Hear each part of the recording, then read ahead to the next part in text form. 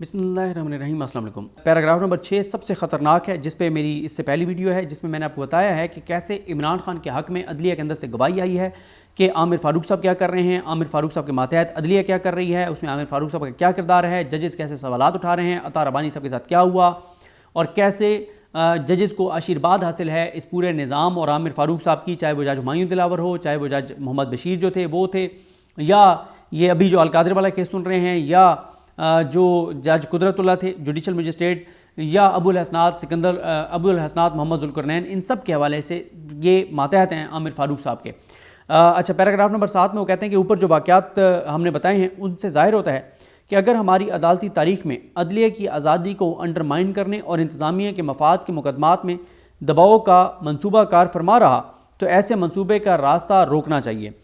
Justice Shaukat अज़ीज़ सिद्दीकी के मामले में ISI के एहलकारों की मुदाखलत के इल्ज़ामात को डील किया गया है और साबिक जज को रिलीफ फराहम किया गया है। हम यकीन रखते हैं कि ऐसा एक्शन ज़रूरी था, लेकिन ये काफ़ी नहीं है। यहाँ पे आप ये देखें कि यानी इन जजेस ने सुप्रीम कोर्ट के 5 जजेस के फ़ैसले पर सवालात उठा दिए, और वो 5 जजेस कौन से थे? जस्टिस काजी फ़ाइज़ ईसा, justice Aminuddin Khan, justice Jamal Khan Mandokhel, justice Syed Hasan Azhar Rizvi और जस्टिस इरफान सआदत खान। इनके फ़ैसले पर यह सवाल उठाया है कि आपने जो कुछ किया है वो ठीक किया है, लेकिन ये काफ़ी नहीं है। क्यों काफ़ी नहीं है? क्योंकि वो कहते हैं कि आपको इंक्वायरी करवानी चाहिए थी कि जो बात शौकत सिद्दीकी साहब कह रहे थे, किस तरह से अदलिया में मुदाखलत हो रही है, कैसे हो रही है, क्या उनको सजाएं देते, ये क्या कि आपने जज को तो बहाल कर दिया कि उसके ख़िलाफ़, लेकिन वो रिटायर हो चुका है, और दूसरा आपने कहा कि बिल्कुल उसके ख़िलाफ़ ठीक प्रोसीडिंग नहीं हुई, लेकिन आपको असल इशू पे जाना चाहिए था। ये हाई कोर्ट के 6 जजेस ने सुप्रीम कोर्ट के 5 जजेस के फैसले पर सवालात जो हैं वो उठा दिए हैं। पैराग्राफ नंबर 8 में कहा है कि बतौर जज हम तमाम जजेस हर सूरत अवाम को इंसाफ की फराहमी का आइनी हलफ लेते हुए इकरार करते हैं कि हम आइन और कानून के मुताबिक बिला खौफ व ख़तर इंसाफ फराहम करेंगे। अपने हलफ का तहफ़्फ़ुज़ करने के लिए यह ज़रूरी है कि अवामी मफाद में अदलिया का हर साइल को किसी दबाव में आए बगैर इंसाफ फराहम करे। अदलिया हर साइल को किसी दबाव में आए बगैर इंसाफ फराहम करे। जजेस ने लिखा है कि इस अमर की ज़रूरत है कि अदलिया की आज़ादी को मौजूदा वक्त में यकीनी बनाया जाए ताकि जजेस की सलाहियतों पर आवाम का एतमाद मौजूद रहे। यहाँ पे इस पैराग्राफ नंबर 8 में जजेस ने एक बार फिर हलफ दे दिया है। उन्होंने कहा कि हम बग़ैर किसी खौफ के, किसी ख़तरे के, किसी दबाव के, आइन और कानून के मुताबिक अपने जो हलफ हमने पहले लिया था उसके मुताबिक फ़ैसले करते रहेंगे। तो ये चीज़ बताती है कि आइंदा का मंजरनामा किस तरह का होने जा रहा है। ये बहुत इंपॉर्टेंट है कि उन्होंने अपने हलफ की तजदीद की है और बताया है कि हम पीछे नहीं हटेंगे। पैराग्राफ नंबर 9 में जजेस ने लिखा है कि सुप्रीम जुडिशल कौंसिल की जानिब से दिए गए ज़ाब्ता अखलाक में जजेस के लिए ऐसी कोई रहनुमाई मौजूद नहीं है जिसमें बताया गया हो कि अगर इंतज़ामिया या इंटेलिजेंस एहलकारों की तरफ से कोई दबाव डाला जाए तो जजेस को कैसा रद्दअमल देना चाहिए।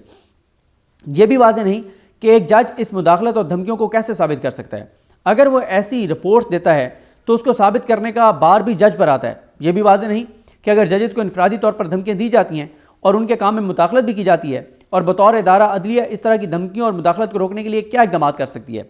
अगर हम अदालती एहतसाब की ज़रूरत को मुकम्मल तौर पर सपोर्ट करते हैं, जज के कंडक्ट की स्क्रूटनी की बुनियाद उसकी इंटेलिजेंस एजेंसीज़ या इंतज़ामी की मंशा के ख़िलाफ़ फैसले नहीं होने चाहिए।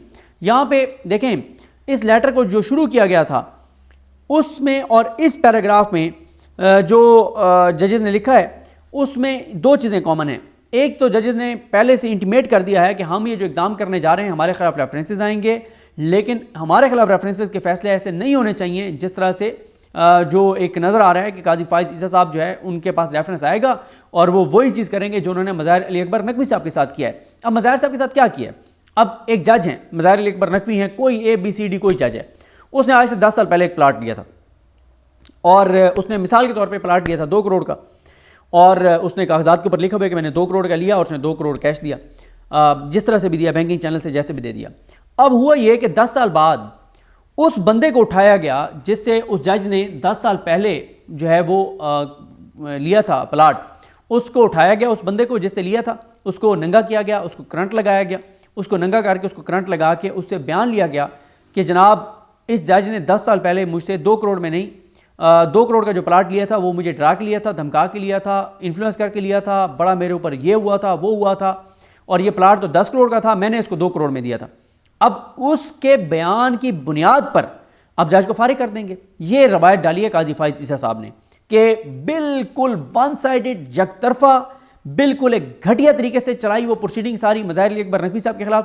پوری دنیا کو پتہ ہے, پورے پاکستان کو پتہ ہے کہ مظاہر علی اکبر نقوی کے جرم کیا تھا. مظاہر علی اکبر نقوی صاحب کے جرائم کی فہرست بہت طویل ہے. ثانیہ ماڈل ٹاؤن کی رپورٹ پبلک کرنے سے لے کے الیکشن کے معاملے تک, ارشد شریف کیس میں ریمارکس دینے سے لے کے, سخت سوالات کرنے سے لے کے, اور ملٹری کورٹس کے ٹرائل تک, یہ ان کے چند جرائم ہیں. اور یہ کوئی چھوٹے جرائم نہیں, یہ بہت بڑے جرم ہیں. ان کو بالکل قاضی صاحب کو نہیں رکھنا چاہیے تھا, اور پھر جو کچھ ہوا وہ سب کے سامنے ہے. لیکن قاضی صاحب کا جو ان کے بارے میں یہ منصوبہ تھا نا کہ جو ان کے ساتھ وہ کرنے جا رہے تھے میڈیا اور اس پورے نظام کو ساتھ ملا کے, اس کو مظاہر صاحب نے ناکام بنا دیا ریزائن دے کر. میں آپ کو بار بار کہتا ہوں کہ بہت سی چیزوں کا لوگوں کو نہیں ابھی پتہ, جس وجہ سے بہت سے لوگ کہتے ہیں کہ ان کو ریزائن نہیں کرنا چاہیے تھا, اور یہ ساری چیزیں, اس پہ بات ہوگی, کبھی کھل کے بات ہوگی, اور میرے پاس جو حقائق ہیں وہ بھی میں آپ کے سامنے رکھوں گا. میں ذاتی طور پہ سمجھتا ہوں کہ انہوں نے بالکل درست فیصلہ کیا, انہوں نے بھی اور اعجاز الاحسن صاحب نے بھی. اچھا, لوگ اس سے کمپیریزن کر رہے ہیں کہ ان ججز نے دیکھا نا, انہوں نے تو ریزائن نہیں کیا, یہ تو ڈٹ گئے ہیں اور یہ تو لیٹر لکھ رہے ہیں. اس پہ کریں گے بات جب تھوڑا سا ماحول ایسا ہوگا, کھل کے بات کریں گے. پھر میں آپ کو کمپیریزن بتاؤں گا کہ اعجاز الاحسن صاحب اور مظاہر علی اکبر نقوی صاحب کا معاملہ کیا تھا اور ان ججز کا معاملہ کیا ہے. اس پہ بات کریں گے, کھل کے کریں گے. اس کے بعد پیراگراف نمبر 10 میں کہا گیا ہے کہ ججز کہتے ہیں کہ ہم یہ یقین رکھتے ہیں کہ ججز کا chief justice of Pakistan justice قاضی فائز عیسیٰ کی طرح بہادر ہونا ضروری نہیں ہے. انہوں نے انتظامیہ کے ظلم و ستم کے خلاف خود جنگ لڑی. اچھا, یہ نا وہ تعریف کرتے ہوئے نا قاضی صاحب کے سامنے پہاڑ کھڑا کر رہے ہیں, چیلنج کھڑا کر رہے ہیں, مشکلات کا پہاڑ کھڑا کر رہے ہیں, تعریف بھی تھوڑا سا مسکا لگا رہے ہیں, تعریف کر رہے ہیں تاکہ تھوڑا سا وہ کہہ رہے ہیں کھڑے ہو جائیں قاضی صاحب اپنے پاؤں پر, مہربانی کریں. ذرا اس طرح سے وہ دھکا لگا رہے ہیں قاضی صاحب کو, تعریف اس لیے کر رہے ہیں. ورنہ قاضی صاحب کو پہلے دن سے پتہ ہے کہ کیا ہو رہا ہے, آج تک انہوں نے نہیں کیا. اور ان کے آنے کے بعد پاکستان میں انسانی حقوق کی پامالیاں جو ہوئی ہیں, پاکستان کی تاریخ میں ان کی مثال نہیں ملتی. اور ابھی قاضی صاحب چیف جسٹس نہیں بنے تھے. ایک جو صحافی آپ کو پتہ ہے, چند جن کے پاس جو قاضی صاحب نے فیصلے کرنے ہوتے ہیں ان کو پہلے پتہ ہوتے ہیں, تو انہوں نے لکھا تھا کہ 17 سپٹمبر جب قاضی فائز عیسیٰ آئے گا اس کے بعد جو انسانی حقوق کی پامالیاں ہوں گی پی ٹی آئی بھول جائے گی سب کچھ, اور وہی ہوا. وہ کہتے ہیں کہ ججز کہتے ہیں کہ ہم یقین رکھتے ہیں کہ ججز کا چیف جسٹس آف پاکستان قاضی فائز عیسیٰ کی طرح بہادر ہونا ضروری نہیں ہے. انہوں نے انتظامیہ کے ظلم و ستم کے خلاف خود جنگ لڑی.